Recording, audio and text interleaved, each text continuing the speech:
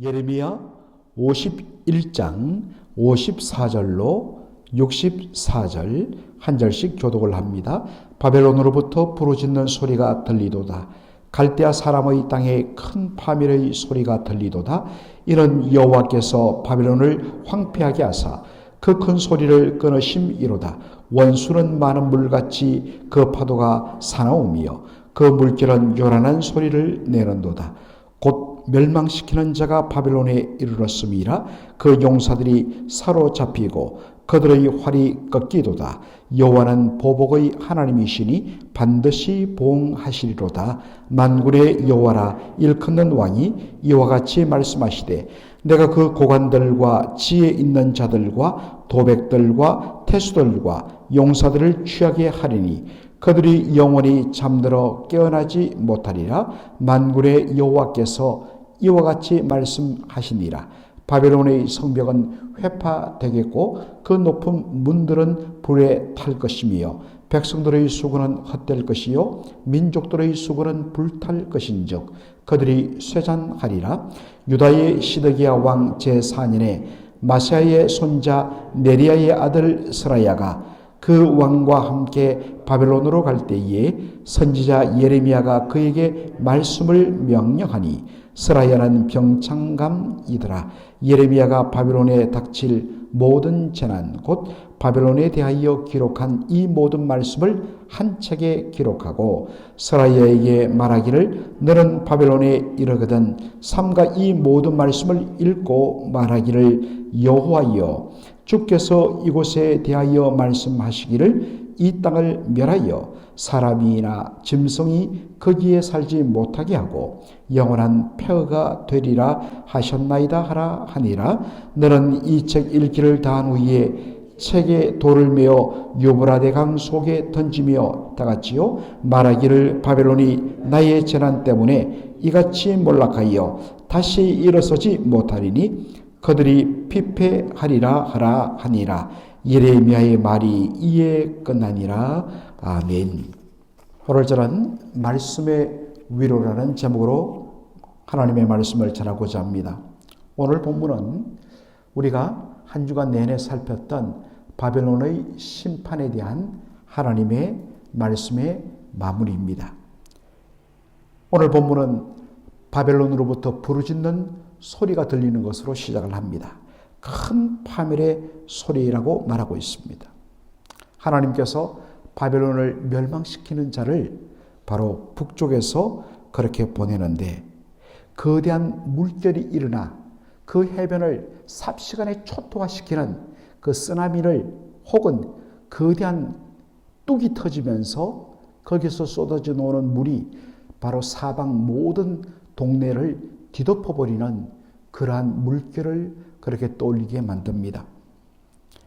바로 이러한 거대한 물결 같은 바로 페르시아의 군대가 들이닥침으로 말미암아 바벨론은 완전히 무너지고 황폐하게 될 것이라고 그렇게 말합니다. 이 모든 것은 바벨론을 향하신 하나님의 보복의 결과라고 이야기합니다. 하나님은 바벨론의 교만과 그리고 당신의 백성 유다 백성에게 향한 그들의 악에 대하여서 보복하신 것으로 말씀을 합니다. 하나님께서는 밖으로는 바로 페르시아 군대 멸망시키는 자를 사용하십니다. 그런데 그것만으로는 바벨론을 무너뜨리기가 어려운 것이 현실입니다. 왜냐하면 바벨론은 이미 지형상 독특하게 도시를 건설한 바로 유프라테스 강이 그 성을 완전히 휘감아 돌아가도록 그렇게 만든 그러한 도시이기 때문입니다. 또한 바벨론의 군사력 또한 만만치 않았습니다. 얼마나 많은 돈을 가지던지 자국의 군대는 말할 것도 없고 바로 주변 각 세계에서 돈을 주고 사서 불러 모은 용병들로 구성된 막강한 군사력을 가졌기 때문입니다. 이것 때문에 하나님께서 쓰신 방법이 뭐냐? 내부적으로 스스로 무너지게 만드는 방법이었습니다. 그것을 오늘 본문은 하나님께서 바벨론을 취하게 만드셨다라는 표현으로 쓰십니다. 57절 보면 만군의 여호와라 일컫는 왕이 이와 같이 말씀하시되 내가 그 고관들과 지혜 있는 자들과 도백들과 태수들과 용사들을 취하게 하리니 그들이 영원히 잠들어 깨어나지 못하리라. 하나님은 이 바벨론을 이끌고 있는 여기에 도백, 태수, 고관들, 지혜 있는 자들, 정말 그 문무백관들, 그 나라의 모든 상층부 지도층들을 완전히 취하게 만드셨습니다. 그들이 도취한 것은 뭐냐? 철옹성 같은 이 천혜의 요새인 바벨론을 누가 감히 넘볼 수 있겠느냐? 그리고 우리가 가진 이 어마어마한 군사력과 막대한 세계 최강의 무기를 보라. 감히 어느 나라가 우리 바벨론을 넘어뜨릴 수 있겠느냐? 바로 그러한 그들의 도취를 가장 잘 보여주는 것이 제가 이미 한번 언급했던 다니엘서 5장에 나오는 바벨론의 마지막 왕 벨사살의 그 잔치 장면입니다. 바깥에서는 페르시아 군대가 그렇게 둘러싸고 있는데도 그들은 그 왕궁 한복판에서 큰 연회를 베풉니다. 모든 대신들이 다 모인 그 자리에서 그들은 바로 취기가 오르자 벨사살 왕은 그 옛날 우리 할아버지 느부갓네살 왕이 예루살렘을 무너뜨리고 여호와의 성전에서 바로 전리품으로 가져온 그 그릇들과 술잔들을 가지고 오라 라고 명하고 거기에다 술을 부어 마시면서 바벨론의 신들의 이름을 찬양합니다. 바로 그날 밤 바벨론 성은 페르시아 군대에 의해서 무너지고 벨사살과 그 모든 대신들은 죽음을 당하고 맙니다. 자신의 힘과 능력과 또한 그 자랑에 도취되어서 살아가면 반드시 이렇게 된다는 것입니다. 언제나 우리 하나님을 믿는 백성들은 오직 하나님 한 분만을 자랑하면서 늘 겸손히 깨어 건신하는 삶을 살아야 하는 것입니다. 예레미야 51장 58절 보면 바벨론이 믿고 의지하던 것이 소용없음을 보여줍니다. 만군의 여호와께서 이와 같이 말씀하시니라. 바벨론의 성벽은 회파되겠고 그 높은 문들은 불에 탈 것이며 백성들의 수고는 헛될 것이요 민족들의 수고는 불탈 것인즉 그들이 쇠잔하리라. 바벨론의 성벽은 이 발굴조사, 고고학 발굴조사에 의하면 정말로 얼마나 튼튼하게 지었던지 그 성벽을 몇 겹이나 더하여서 거대하게 지었습니다. 그리고 그 높다란 성문들은 그 누구도 열 수 없을 만큼 어마어마한 규모였습니다. 그런데 어떤 일이 일어났습니까? 절대로 무너뜨릴 수 없고 열릴 수 없다던 바벨론의 성벽이 회파되고 그들의 성문이 완전히 불타는 그런 일이 일어난 것입니다. 바벨론을 지키려 한 그 모든 수고가 한꺼번에 허사가 되고 만 것입니다. 참 이 말씀을 읽으면서 제 마음속에 불현듯 떠오른 바로 말씀이 시편 127편 1절로 2절의 말씀이었습니다. 여호와께서 집을 세우지 아니하시면 세우는 자의 수고가 헛되며 여호와께서 성을 지키지 아니하시면 파수꾼의 경성함이 파수꾼의 깨어있음이 헛되도다. 너희가 일찍 일어나고 늦게 누우며 수고의 떡을 먹음이 헛되도다. 그러므로 여호와께서 그의 사랑하시는 자에게는 잠을 주시는도다. 하나님 없는 우리의 수고와 열심과 몸부림, 처음에는 뭔가 좀 되는 것 같은데 하나님 없는 그 모든 수고는 결국 허사가 되고 만다는 것입니다. 하나님께서 지켜주시고 하나님 세우시는 것만이 그렇게 설 수 있고 안전하다는 것입니다. 사람들이 자신의 힘으로 자신의 모든 것들을 책임지기 위해서 이런 새벽부터 밤늦게까지 바로 일찍 일어나고 늦게 누우면서 수고의 떡을 먹는 것, 그것이 허사라는 것입니다. 반면에 여호와께서 그의 살아하시는 자에게는 잠을 주시도다. 이것에 대하여서 어떤 영어 성경은 이렇게 표현합니다.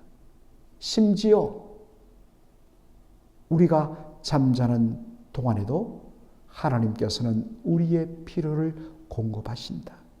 하나님께서 책임주신단 말입니다. 하나님께서 책임주시기 때문에 내가 할 수 없는 그 부분 두려워하지 않고 오히려 믿음으로 하나님께 맡기며 하나님께서 지켜주시고 책임질 줄로 믿습니다. 하나님께서 다 책임지신다는 것입니다.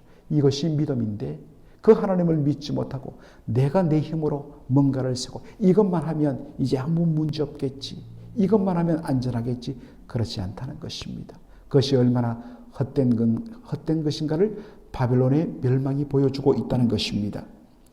예레미야는 이 바벨론에 대한 모든 심판의 예언에 대한 말씀을 바로 두루마리에 기록하여서 마침 바벨론을 방문하던 아직 남왕국 유다가 멸망당하기 전에 바벨론을 방문하던 사신의 편에, 스라야의 편에 그 두루마리 말씀을 보냅니다. 그리고 부탁합니다. 스라야야, 그곳에 가면 이미 1차, 2차에 걸쳐서 포로로 끌려간 이스라엘 유다 백성들이 그곳에 바벨론에 있을 것인데 그들을 찾아가라.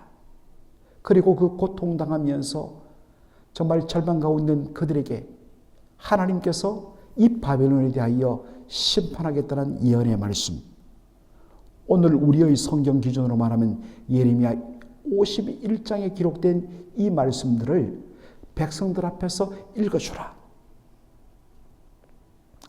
바벨론은 하나님에 의해서 지금은 세계 최강국으로 저렇게 영원할 것 같지만 얼마 남지 않았다. 반드시 하나님께서 심판할 것이다. 그러면 그들은 다시 고향으로 돌아오게 되는 것입니다. 절망 가운데 있는 백성들에게 바로 말씀을 통하여 놀라운 위로를 주시는 것입니다. 그런데 그 다음에 말씀이 참 흥미롭지요. 그 두루마리를 다 읽은 다음에 그것을 다시 둘둘 마른 후에 거기에다가 뭘 하라는 것입니까? 돌을 매달라는 것입니다. 그런 후에 그 말씀을 기록한 바벨론의 심판을, 멸망을 기록한 말씀을 어디에 던지라는 것입니까? 유브라데 강. 바로 유브라데 강을 끼고 바벨론이 있기 때문에 그 강물 속에 그 돌을 묶은 두루마리를 던지란 것입니다. 그러면 어떻게 되겠습니까? 강물 속으로 그냥 밑으로 깊이 돌 때문에 잠기는 것이죠. 그런데 이것이 하나의 상징적인 메시지란 것입니다. 묵은 돌에 의해서 묶여진 이 심판을 담은 말씀의 두루마기가 강바닥 속으로 가라앉은 것 같이 한번 가라앉으면 또 오를 수가 없는 것이 묵은 돌 때문에 그대로 잠기는 것입니다. 이게 상징적인 메시지입니다. 이처럼 바벨론은 하나님의 심판을 받아 완전히 무너져서 다시는 일어설 수 없게 될 것이다. 그것을 바로 행동을 통하여 말씀을 전하는 것입니다. 하나님의 말씀을 통해서 주시는 그 위로를 받을 때 우리는 비로소 살 소망을 가지는 것입니다. 우리의 삶 속에 주변이 다 어려움을 겪어서 더 이상 소망이 없는, 아하 이제 끝이다. 그럴 때 바로 우리를 살리는 것은 하나님의 말씀입니다. 하나님의 말씀과 그 말씀 속에 담긴 하나님의 임마누엘 약속, 그 말씀이 바로 나를 소성시키셨도다. 오늘도 하나님의 말씀과 함께 내가 너와 함께하리라. 내가 너의 하나님이 되리라. 내가 끝까지 너와 임마누엘 하리라는 이 말씀이 바로 우리의 영혼을 살리는 줄로 믿습니다. 오늘도 말씀 가운데 새 소망과 놀라운 힘을 얻으시는 저와 여러분 되기를 주의 이름으로 축원합니다. 아멘. 아버지 하나님, 예레미야 51장 참으로 긴 말씀, 주께서 교만한 바벨론을 그리고 하나님의 백성 유다 백성을 아주 참혹하게 짓밟아버리며 그렇게 학대한 바벨론에 대하여 하나님께서 반드시 심판하겠다고 하신 말씀들을 거듭거듭 보면서, 그리고 이 말씀이 포로로 끌려간 백성들에게 들려지며 그 말씀을 통하여서 하나님께서 우리를 잊지 아니하셨으며 반드시 우리를 살려낼 것이라는 소망을 품었던 바로 포로로 끌려간 백성들의 그 심정을 저희들이 헤아리면서 오늘 우리의 심령 가운데도 참 모든 것이 보이지 아니하고 답답하며 절망 가운데 있는 스스로 낙심할 수밖에 없는 저희들 속에 저희들을 살리는 것이 하나님의 말씀인 줄로 믿습니다. 그러므로 날마다 생명의 말씀을 읽고서 그 말씀 가운데 약속 주시며 우리를 함께 하시며 우리를 살리시겠다는 그 하나님의 놀라운 약속을 붙들고 다시 한 번 더 소망을 낳는 하나님만이 우리의 소망과 위로되심을 다시 한 번 더 확인하는 저희들 되게 하여 주시옵소서. 예수님의 이름으로 기도하옵나이다. 아멘.